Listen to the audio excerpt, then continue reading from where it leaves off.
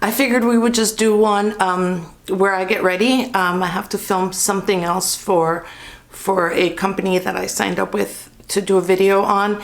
So I have to get ready for that. So I figured why not just put my makeup as I talk to you guys, and at the same time just show you some of the new products that I've received from Sephora. And gratis, as for those of you that don't know, I'm a beauty advisor at Sephora. I've been doing that for the last 3 years. Anyway, we're gonna just try out some of the newer things. So I've already done my skincare, I have put my sunscreen. So the next step would be primer. And I usually do 2 primers. I'll do one for glow, and then I'll go in with one, a blurring one for just those areas where I have the enlarged pores. I do have quite a bit of glow already, but I wanted to show you this new product that we got from Say. They had the original one, and then they had a darker bronzy color, and they now have one that's like a little pinkish.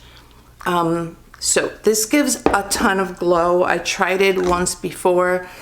I got it recently, but I tried it once and it gives an incredible amount of glow. So you don't want to put too much.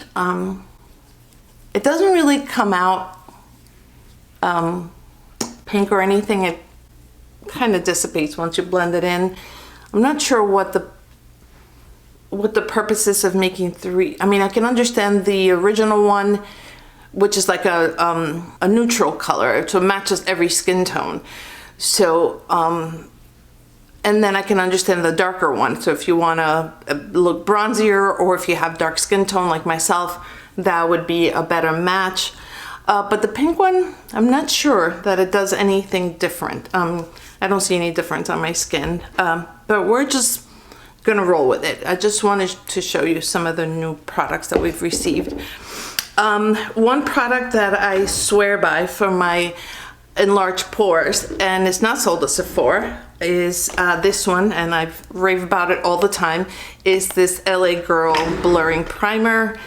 It is incredible. I can't vouch on the ingredients because I'm not a clean product freak. I do have Yuka, that app that you kind of scan, and then it tells you what ingredients could be in the product that could potentially be harmful. And by the way, if you scan any of the skincare from Sephora, it all scores 100 out of 100, which I just found that out a few months ago. And actually a client was walking around, she wanted a new moisturizer, and so she's walking around the store with her phone and she's scanning everything, and everything is giving her low numbers, and she's not happy. So she's like almost ready to go, like giving up, and I said, you know what, why don't you scan this moisturizer from Sephora, thinking that she's gonna be like, no, of course not. I mean, it's a cheaper product, why would it be cleaner? And by the way, this is so not sponsored, but it's just my experience with clients and the things that they're looking for and whatnot.